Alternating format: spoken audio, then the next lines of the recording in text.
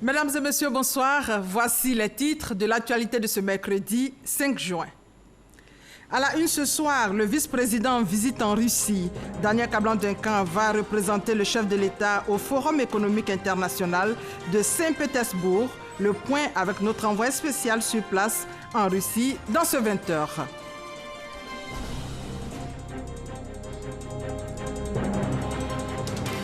À suivre, le programme social du gouvernement volet réhabilitation des pompes, l'opération lancée dans le Bafing. Ce sont 168 pompes villageoises qui seront réhabilitées.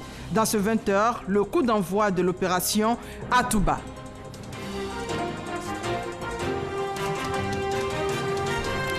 On parlera ce soir encore du paludisme, un véritable problème de santé publique.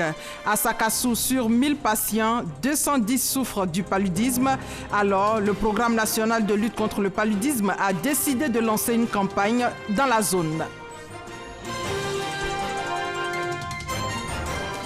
Enfin, en Afrique, près de la moitié des décès d'enfants dus à la faim, c'est la sonnette d'alarme tirée par un groupe de réflexion basé à Addis Abeba. Bienvenue dans votre 20h.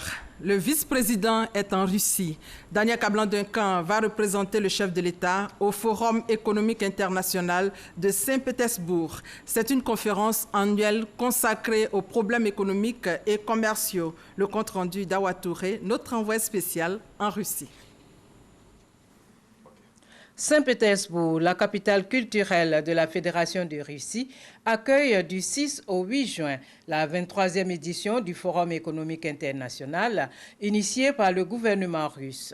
Arrivé le mardi 4 juin, le vice-président de la République, Daniel Kablan-Duncan, va prendre part à cette conférence internationale qui réunit chaque année plus de 10 000 participants de 120 pays, au nombre desquels des chefs d'État et de gouvernement, dirigeants politiques, chefs d'entreprise, scientifiques et représentants des organisations internationales. Le thème donc, de ce forum, c'est l'élaboration d'un agenda pour le développement durable. Et nous avons été invités à participer notamment à un panel important qui concerne les relations entre la Russie et l'Afrique, dans le cadre donc, de renforcement de la coopération entre la Russie et l'Afrique. Mais je dois dire aussi que nous profitons de l'occasion pour rencontrer les hommes d'affaires de ce pays, au-delà donc des membres du gouvernement, de manière à pouvoir, disons que, échanger avec eux, voir un peu comment on peut attirer davantage d'entreprises russes vers la Côte d'Ivoire. Vous savez, il y a des domaines dans lesquels quand même ils ont un savoir-faire qui est connu, notamment dans le domaine du pétrole, des mines, du gaz, le domaine aussi donc des TIC, des technologies de l'information et de la communication. Et tout ça permet quand même, et même aussi du capital humain, dans le domaine de l'éducation. Et nous devons quand même essayer de tirer profit dans le cadre des rencontres, de manière à pouvoir renforcer la coopération entre la Russie et la Côte d'Ivoire. Le Forum économique international de Saint-Pétersbourg, qui se tient depuis 1997, est une plateforme d'échange de haut niveau qui permet aux décideurs de traiter des questions économiques majeures auxquelles sont confrontés la Russie, les pays émergents et plus globalement l'économie mondiale. Ici en Côte d'Ivoire, précisément dans le Bafing, ce sont 168 pompes hydrauliques qui seront réhabilitées dans le cadre du programme social du gouvernement. Le coup d'envoi de l'opération a été donné par des membres du gouvernement à 6 km de Touba. Reportage à Boussanogo. Le programme social du gouvernement, Eau pour tous, est en marche dans toutes les régions de la Côte d'Ivoire. Dans le village de Mahana, à 6 km de Touba, dans la région du Bafing. Ce sont 168 pompes hydrauliques qui seront réparées. Cette initiative vient mettre fin aux difficultés des populations du Bafing pour accéder à l'eau potable. On voulait remercier le gouvernement. Il a bien fait pour nous. Parce qu'on a gagné l'eau. Avant là, on fallait. Mais aujourd'hui là, ça va. Et si tu quittes demain, tu vas venir chercher l'eau pour aller préparer. C'est parce qu'on a eu l'eau. Parce qu'avant, on partait chercher l'eau ailleurs. Mais aujourd'hui, on trouve l'eau à donc on est content. On est très content. Présent à cette cérémonie de lancement, la ministre Bakayoko Liramata et le secrétaire d'État Moussa Sanogo ont exhorté les populations à une bonne utilisation des infrastructures qui seront réparées. Pour combler ces vides, ces déficits, que le président de la République a instruit le Premier ministre à l'effet d'élaborer un programme social du gouvernement. C'est pour que aucune famille ne vive dans des conditions difficiles. C'est pour que toutes les familles de Côte d'Ivoire, des Mahana, de Touba, du Bafing, de toutes les régions de Côte d'Ivoire vivent de manière décente. La ministre a aussi annoncé une campagne de sensibilisation des populations sur le transport et le stockage de l'eau. Pour rappel, la région du Bafing compte 419 pompes à motricité humaine et 168 seront réparées dans un premier temps. Dans le domaine des infrastructures routières, le gouverneur du district d'Abidjan est aussi sur le terrain. Robert Begré-Mambé est sur les chantiers pour voir l'état d'avancement des travaux qui vont coûter plus de 50 milliards de francs CFA au district d'Abidjan. Il était dans 3 villages de Songon. Reportage Issa Tchonayo. Doter les villages Achan des communes de Benjerville, Anyama et Songon de voies bitumées et des infrastructures modernes. C'est le pari du district d'Abidjan depuis 2014. Des chantiers sont donc lancés. Pour se rendre compte de l'effectivité des travaux, le gouverneur du district d'Abidjan, Robert Begré-Mambé, est sur le terrain. À l'heure actuelle, nous sommes en train de dévier les réseaux de Sodeci dans le village. Voilà. C'est ce qui est le plus long. Oui. Il y a des spécificités à Goudmé. Ils ont demandé un remblai à l'entrée. L'entrée, c'est très marécageux. Oui. Donc, il faudrait envisager de... On a fait l'étude. Oui. Dans les villages de Diapoté, Adoumé et Adiapoté 1 et 2, dans la commune de Songon, des travaux de bitumage, de désenclavement de ces sites sont passés au peigne fin. Et partout où nous sommes passés, ils sont très heureux de ce que le chef de l'État, le Premier ministre et le gouvernement aient décidé de leur offrir le bitumage des voies qui pénètrent dans les villages. Le premier objectif, c'est d'ennoblir l'environnement des villages. Le deuxième objectif, c'est de faciliter le déplacement des populations. Et puis le troisième objectif, pour toutes les productions, que ce soit agricoles ou halieutiques, qui seront de ces terroirs, on pourra les évacuer plus facilement sur le marché à Abidjan. Ces travaux, d'un coût de plus de 50 milliards de francs CFA, permettront à leur finition d'offrir un cadre de vie décent aux habitants des villages Achan du district d'Abidjan. Les personnes vivant dans les zones à risque et sur les flancs des collines sont invitées ce soir à quitter incessamment ces sites. Message de sensibilisation de la mairie de Cocody et de l'Office national de la protection civile pour éviter encore des drames. Nous sommes en pleine saison des pluies, ne l'oubliez pas. Depuis hier, le temps est maussade à Cocody, nous dit Grace Kando, notre spécialiste maison en environnement. La commune de Cocody compte 34 zones à risque et 5 jugées critiques. Sur les 37 morts des pluies diluviennes de 2018, la commune de Cocody a payé le plus lourd tribut avec 18 morts et plusieurs dégâts matériels. 0 mort cette année, objectif que se fixent les responsables de la mairie de Cocody en se joignant à la campagne de proximité que mène l'Office national de la protection civile en direction des populations vivant dans les zones inondables et sites à risque. Depuis le mois de mars, nous avons commencé des sensibilisations. Pour le moment, ça va, la situation est maîtrisée par rapport à l'effort que la mairie a eu à faire depuis le mois de mars par la sensibilisation et beaucoup de travaux qui sont effectués. Les zones à risque, on ne peut pas faire autrement. Il faut les dégager pour éviter ce que nous avons connu l'année dernière. Nous sommes déjà dans la saison de pluie. Il faut faire du corps à corps avec les populations pour que toutes les consignes et les recommandations que le gouvernement a prises dans le cas d'espèces, toutes ces consignes soient respectées. Message que responsables d'associations et chefs de communauté comptent relayer. On va aller vers la population avec tous mes chefs centraux des communautés. On va tenir une réunion dans la semaine pour qu'on parle à nos chefs des zones, nos chefs de quartier et nos responsables qui sont là pour que vraiment chacun prenne ses dispositions. En termes de prévision, la Sodexam édite des bulletins météorologiques au quotidien. Chaque jour, vous allez recevoir les informations concernant les précipitations qui sont susceptibles d'intéresser une région. Donc il est vraiment important pour nos populations de regarder ces bulletins météorologiques que nous diffusons. Nous réalisons aussi des bulletins d'alerte. Lorsque nous constatons que nous avons des orages dangereux qui sont en approche d'une région, nous éditons aussi des alertes météorologiques afin de prévenir nos populations du danger. Pour la saison des pluies 2019, la commune de Cocody a mis en place un comité de veille logé à l'intérieur de sa direction technique au numéro 08 22 62 78. Les pluies sont là, les moustiques aussi, surtout l'anophèle, vecteur du paludisme. La maladie continue de faire des victimes en Côte d'Ivoire. C'est un véritable problème de santé publique. La ville de Sakassou reste la plus touchée. Sur 1000 patients, 210 souffrent du paludisme. Alors, le programme national de lutte contre le paludisme a décidé de mener le combat dans la zone. Le reportage de Kwadio Kwame. Le programme national de lutte contre le paludisme engage la lutte contre cette pathologie à Sakassou.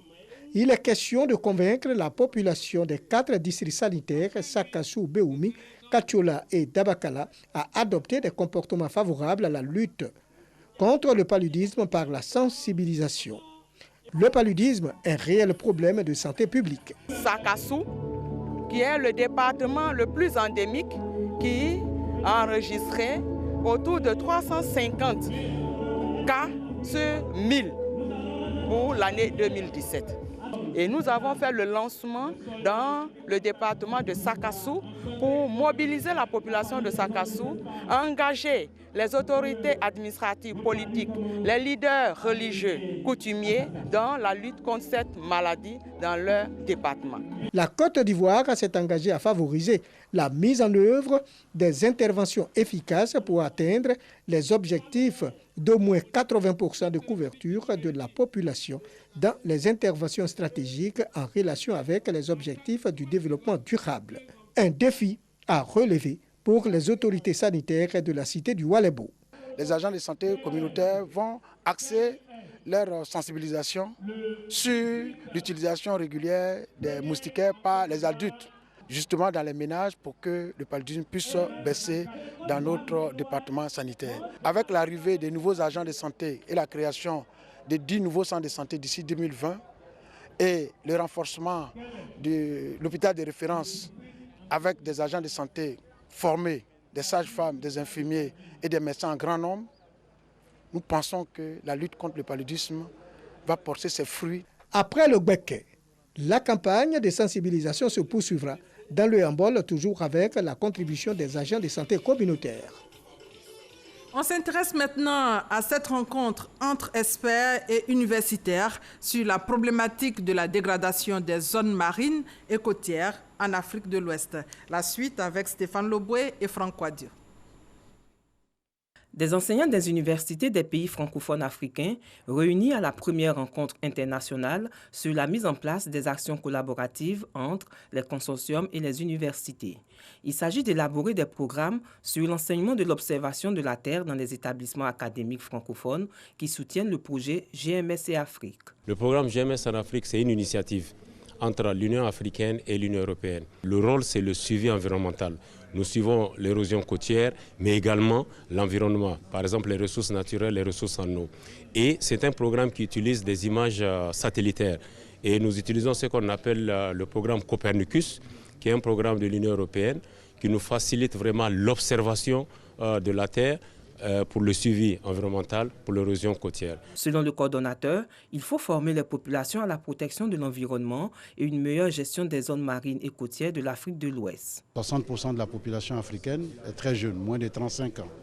Il faut les former à ces nouvelles technologies. Donc nous avons mis les professeurs ensemble pour nous dire, selon eux, selon leur expertise, comment la Commission de l'Union africaine, en ce qui concerne l'observation de la Terre, pourra les accompagner dans la mise en œuvre de leurs différents programmes d'enseignement. Le premier objectif, c'est faire une harmonisation des programmes d'enseignement de l'observation de la Terre. Le deuxième objectif, c'est d'encourager la collaboration entre ces universités. L'atelier de formation sur la mise en place des actions collaboratives entre les consortiums et les universités a pour but d'améliorer les connaissances afin de participer à la sauvegarde de l'environnement des zones marines et côtières. Reportage signé Stéphane Loboué, Franck Wadio et Patricia Omou-Etia. Coopération économique Côte d'Ivoire-États-Unis. Une délégation ivoirienne à Philadelphie, aux États-Unis, pour nouer des partenariats. C'est dans le cadre de la conférence d'affaires dédiée à la Côte d'Ivoire. Commentaire, Cheikh Koné. Les échanges commerciaux entre la Côte d'Ivoire et les États-Unis sont au beau fixe. De 2012 à 2017, ils ont connu une croissance de 55% pour se maintenir à plus de 900 milliards de francs CFA. Un bond qualitatif que les autorités des deux pays entendent renforcer avec en point de mire un volume d'échanges commerciaux porté à plus de 1695 milliards de francs CFA d'ici à 2025. Cette conférence est donc un prétexte pour présenter à la communauté d'hommes d'affaires de l'État de Pennsylvanie les opportunités d'investissement possibles en Côte d'Ivoire. Je voudrais inviter les investisseurs que vous êtes à s'intéresser à la destination Côte d'Ivoire. Vous savez, nous avons des coopératives de femmes en Côte d'Ivoire qui transforment le cacao en plusieurs saveurs. Et ces femmes-là, elles sont à la recherche de partenaires. J'ai des échantillons de leurs produits avec moi. Leurs contacts sont sur les études, s'il vous plaît.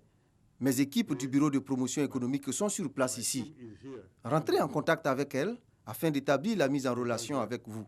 Plusieurs officiels américains du ministère du Commerce de l'État de Pennsylvanie, dont Mrs. Lawrence, le sénateur Sherry Street, la conseillère municipale Jenny Blackwell, le trésorier municipal adjoint de la ville de Philadelphie, Christian Dunbar, ont pris part à cette rencontre. Satisfait de la qualité des échanges, le chef de la délégation ivoirienne a situé les enjeux d'une telle conférence pour les affaires en Côte d'Ivoire. Nous avons de notre côté pu entretenir la communauté de chefs d'entreprise ivoiriennes et africaines et américaines intéressés par les opportunités d'investissement en Côte d'Ivoire et notamment au niveau des PME ivoiriennes. Ce cadre d'échange est une plateforme organisée par le ministère du Commerce de l'État de Pennsylvanie en collaboration avec le Bureau de promotion économique de la Côte d'Ivoire aux États-Unis, au Canada et au Mexique. Il sera suivi d'une mission d'hommes d'affaires américains en Côte d'Ivoire prévue au mois d'août 2019.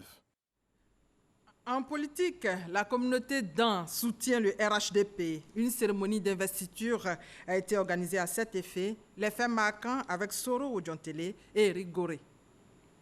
Le peuple d'An réaffirme sa pleine adhésion au RHDP à travers l'investiture d'Edouard Danyale en qualité de président de l'Alliance nationale d'Ankwadjo. D'Ankwadjo, qui signifie en Yakuba, tous les dents, nous sommes un. Monsieur Kuala, le chef Bédoué suprême des dents d'Abidjan me charge de vous dire que le chemin que vous avez pris, c'est un très bon chemin. Les cadres du RHDP venus prendre part à l'événement saluent la cohésion du peuple d'An. Ce soir, à Kwedo, il y a quelque chose qui s'est passé. Les dents ont dit, nous sommes RHDP. Le peuple d'An est RHDP. D'autant plus que nous, les cadres du RHDP, sommes convaincus que le président Félix Houphouët-Boigny, de là où il est, eh bien, il est heureux. Il est très heureux parce qu'à travers l'action du président Alassane Ouattara, président du RHDP, toutes les ethnies de Côte d'Ivoire, toutes les régions de notre pays se retrouvent à l'intérieur d'un seul parti politique, le RHDP. Lui, c'est sa vision, c'est la vision du président de la République. Tout le monde ensemble pour parler de la Côte d'Ivoire. C'est la Côte d'Ivoire rassemblée. Le RHDP peut désormais compter sur le peuple d'An, déterminé à œuvrer pour reconduire ce parti à la tête de la Côte d'Ivoire. Toujours au chapitre politique, le mouvement 1 million de jeunes pour AGC tisse sa toile à Divo.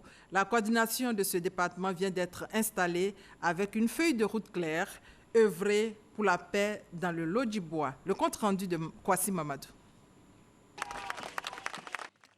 Elle a pour mission de fédérer toutes les organisations de jeunesse du département de Divo pour un climat social apaisé. C'est tout le sens de l'investiture de cette coordination du mouvement 1 million de jeunes pour Amadou Gon Coulibaly, AGC.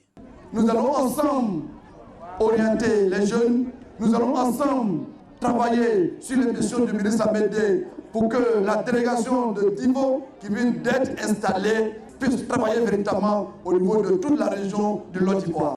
Pour le président de ce mouvement, la jeunesse doit apporter sa pierre à la consolidation d'une meilleure entente entre les acteurs de la classe politique. Nous, la jeunesse, nous voulons la paix, nous voulons l'unité. C'est ce qui grandira la Côte d'Ivoire. Pour atteindre ces objectifs, le mouvement 1 million de jeunes pour Amadou Gon Coulibaly entend s'implanter sur l'ensemble du territoire national. Dans le même élan, l'amicale des anciens de la FESI déballe son plan d'action qui s'étend à toutes les régions de la Côte d'Ivoire. Drigoné Bifaya, le président de cette amicale, explique que l'organisation politique œuvre essentiellement en faveur de la victoire du RHDP à l'élection présidentielle de 2020. Odjontele Soro et Abou Sanogo. La 2AFESI RHDP, l'amicale des anciens de la Fédération estudiantine et scolaire de Côte d'Ivoire s'active 12 jours après la réussite de l'étape de Yamoussoukro qui a servi de cadre pour l'élection de son tout premier président Drigoné Bifaya. À Abidjan, l'amicale des anciens de la Fédération estudiantine et scolaire du Côte d'Ivoire dévoile ses chantiers dans lesquels l'enrôlement des nouveaux majeurs est prioritaire. Avec un objectif de 3 millions d'électeurs à glaner pour la victoire du RHDP en 2020. Une occasion pour la 2AFESI RHDP d'appeler la population à observer un comportement d'unité en société. À la population, vivez en harmonie avec vos frères. Des hommes comme le président Alassane, là, ils ne viennent pas 2 fois sur la terre. Ce cœur qu'il a là, il soit là pour donner des conseils à la nouvelle génération. L'amicale politique ouverte à tous affiche un bureau de 41 personnes nommées progressivement. Des coordinations seront installées dans 31 régions et 2 districts du pays. La 2AFESI RHDP prévoit également la tenue d'un séminaire de réflexion porté sur sa participation politique au développement de la Côte d'Ivoire. Retour sur cette fête qui a marqué l'actualité hier. C'est la fête de la fin d'un mois de jeûne, l'Aïd el-Fitr. Prière collective hier dans les différentes mosquées sur toute l'étendue du territoire national. D'autant fort ce soir avec nos différents reporters. À la mosquée de Ndotré dans la commune d'Abobo, les fidèles musulmans ont sacrifié à la tradition. Une prière collective de 2 rakats dirigée par l'imam principal Aboubakar Traoré qui dans son sermon a remercié Dieu pour avoir permis à la communauté musulmane de Ndotré de faire le mois de jeûne dans la paix. Il a exhorté les fidèles à la repentance et à conserver les bonnes habitudes acquises au cours de ce mois de Ramadan. Il a prié ensuite pour le pays et ses dirigeants. La communauté islamique Ahmadiyya Côte d'Ivoire a célébré ce jour la fête de l'Aïd el-Fitr, marquant la fin du mois de Ramadan. Ensemble, les fidèles ahmadis se sont retrouvés à la mosquée principale d'Adjamé 220 logements. Ami Abdoul Kayoum, dans son sermon, est revenu sur le sens de ce mois de carême, qui est une grâce, selon lui, offerte à chaque musulman de se racheter de ses péchés afin de se rapprocher davantage de son Créateur. En pleine répétition de la formule d'unicité d'Allah, Kwaku Raphaël a choisi la célébration de l'Aïd el-Fitr pour se convertir à l'islam dans la mosquée de la Riviera Siad. Cette mosquée située dans la commune de Cocody a enregistré une dizaine de nouveaux convertis au cours de ce mois de Ramadan. Moment de conversion suivi de l'observation de 2 rakats mettant fin aux 29 jours de jeûne. Une prière dirigée par l'imam Koné Suleiman qui a au cours de son sermon invité ses fidèles à la préservation des acquis du mois de Ramadan.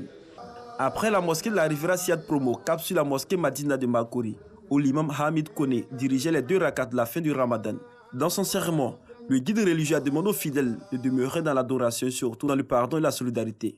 L'imam Hamid Koné a exhorté ses fidèles à poursuivre les actes de partage et de solidarité qui ont meublé ce mois béni du Ramadan, tout en les invitant à être des ambassadeurs de la paix et du pardon. À Yopougon camp militaire, les 2 rakats de l'Aïd el-Fitr ont été officiés par l'imam Doumbia.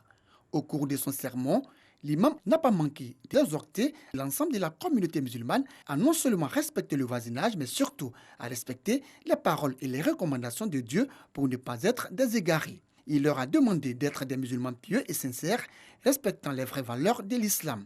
La prière de l'Aïd el-Fitr à Yopougon camp militaire a pris fin par des bénédictions pour la paix, la cohésion et la stabilité en Côte d'Ivoire.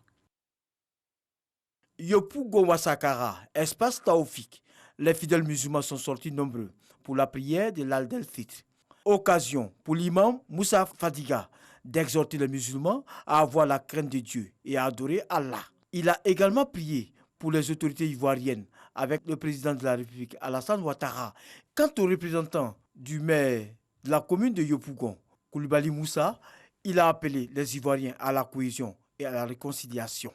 Les fidèles de la grande mosquée d'Anyama, eux, ont investi le groupe scolaire Plateau pour sacrifier à la traditionnelle prière des 2 rakats. Seydou Diaby, imam de la grande mosquée d'Anyama, a, au cours de son sermon, invité la jeunesse à adopter des comportements citoyens pour l'édification d'une nation forte. La fête de Ramadan est le couronnement d'un mois de repentance spirituelle et de purification. D'autres aspects de la fête de Ramadan à Méagui, Tui, Guiglo et à Kong, où les imams ont invité les fidèles au vivre ensemble. Regardez. La communauté musulmane de Méagui dans la région de la Nawa a aussi observé les 2 rakats mettant fin aux 29 jours de jeûne et de pénitence. Ces moments ont été rythmés par des messages de l'imam et des autorités préfectorales. Dans son sermon, l'imam El Hadj Bourama Sandogo a invité ses fidèles à préserver les acquis du mois de Ramadan.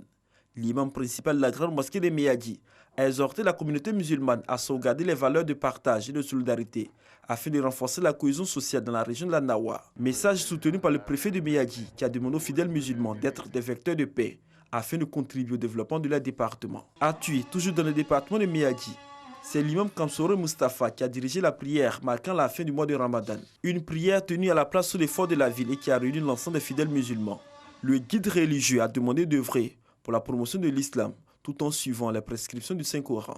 Cette prière a été marquée par des bénédictions pour la paix définitive en Côte d'Ivoire. Guiglo, chef-lieu de la région du Cavali.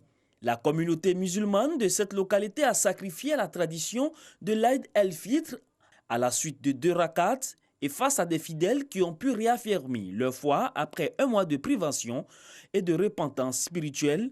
L'imam Karamoko Touré a axé son sermon sur l'approfondissement de la foi et la crainte d'Allah. La ministre Anne Désirée Ouloto, présidente du conseil régional du Cavali, aux côtés des fidèles, a demandé d'implorer le Très-Haut afin que la paix règne sur la Côte d'Ivoire et que les élections à venir se déroulent sans heurts. Mosquée historique de Kong, les fidèles musulmans sont sortis massivement pour la prière de l'Aïd el-Fitr marquant la fin du jeûne. C'est l'imam El Hadj Chomba Sanogo qui a conduit les 2 rakats consacrés. Son sermon s'est articulé autour des bienfaits du jeûne et sur la foi et la tolérance qui doivent désormais habiter tout musulman. Le représentant du ministre des Affaires présidentielles, Téné Birahima Ouattara, président du conseil régional du Tchologo, est allé dans le même sens. Le député Isiaka Ouattara a invité tous les fidèles musulmans de Kong à faire prévaloir le vivre ensemble. Un message qui sera relayé dans toutes les familles de Kong. La communauté musulmane de Boisflé a aussi célébré l'Aïd el-Fitr, marquant la fin des 29 jours de pénitence et de jeûne. Occasion pour l'imam adjoint de la grande mosquée de Boisflé, Konaté Idriss, d'inviter ses fidèles au respect des recommandations d'Allah, tout en prônant le partage, le pardon et la tolérance pour une Côte d'Ivoire de paix. Il a également exhorté la population de Boisflé à l'union et à la cohésion pour le développement de leur département. Le secrétaire général de la préfecture de Boisflé, Bakayoko Mamadou, et le représentant du maire ont salué la communauté musulmane pour les prières quotidiennes faites pour la paix en Côte d'Ivoire. L'actualité hors de nos frontières maintenant. Un enfant sur 3 en Afrique souffre d'un retard de croissance et quelques 60 millions d'enfants sont privés de nourriture. C'est la sonnette d'alarme tirée par un groupe de réflexion sur la politique de l'enfant africain basé à Addis Abeba. L'Afrique a beau enregistrer l'une des meilleures croissances économiques dans le monde, elle doit encore faire face à la faim qui décime ses enfants. En Égypte, 8 policiers ont été tués dans une attaque contre un barrage au nord Sinaï, où les forces de sécurité affrontent depuis plusieurs années une branche locale du groupe État islamique. Et pour terminer, 75e anniversaire du débarquement des Alliés en Normandie ce mercredi, commémoration à Portsmouth dans le sud de l'Angleterre. Son port et ses plages ont été le principal point d'embarquement des troupes navales vers la France. Voilà, c'est la fin de ce 20h supervisé par Adama Kone et Hervé Blé. Merci de votre fidélité. On se retrouve demain à la même heure. Bonne soirée à tous.